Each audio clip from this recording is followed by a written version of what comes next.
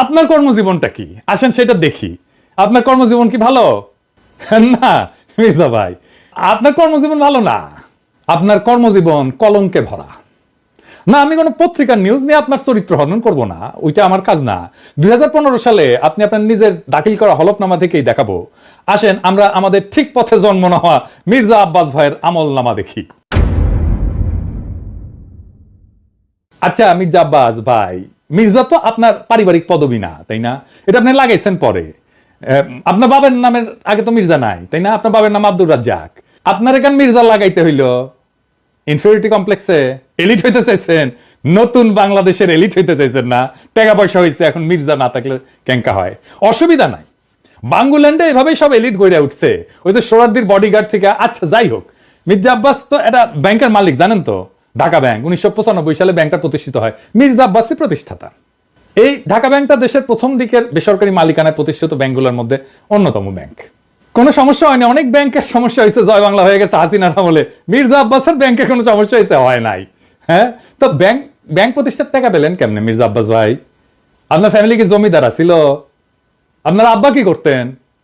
আসেন আমরা এবার দেখি ওনার আব্বা কি করতেন।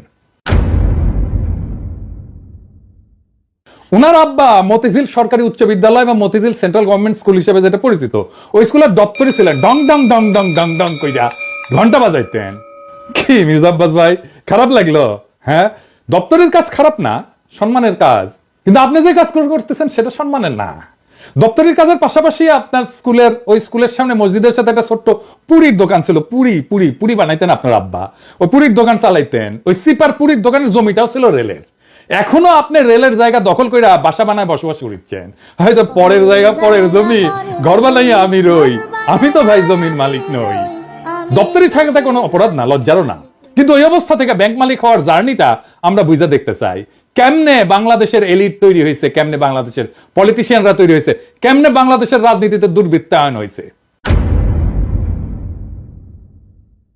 1991 সালে প্রথম এমপি হন মির্জা আব্বাস। তারপরে কিছুদিনের মধ্যে ঢাকার মেয়র, আর 4 বছরের মধ্যে ব্যাংক মালিক। এমপির বেতন কত মির্জা ভাই? মন্ত্রীর বেতন কত? 1-1.5 লাখ টাকা সেই সময় মাসে, তাই না? তো কোন জাদুর কাঠি পাইলেন যে ব্যাংক বানানোর টাকা পাইছেন? এমপি হওয়ার আগে কি করতেন আপনি? আপনি ছিলেন কমিশনার। কমিশনারের বেতন কত? আপনার বৈধ ব্যবসা কি ছিল? বৈধ ব্যবসা ছিল ওই অঞ্চলে শাহজাহানপুরের গরুঘাটের ইজারা নিতেন আপনি।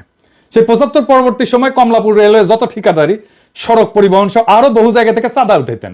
চান্দা তোলাটা আপনার পুরানো অভ্যাস, তাই চান্দা তুলে আমাদের টাকা দিতে চায় যেন আমরা ইউটিউবিং চান্দা তোলা ছাড়া আর কিছু করার যোগ্য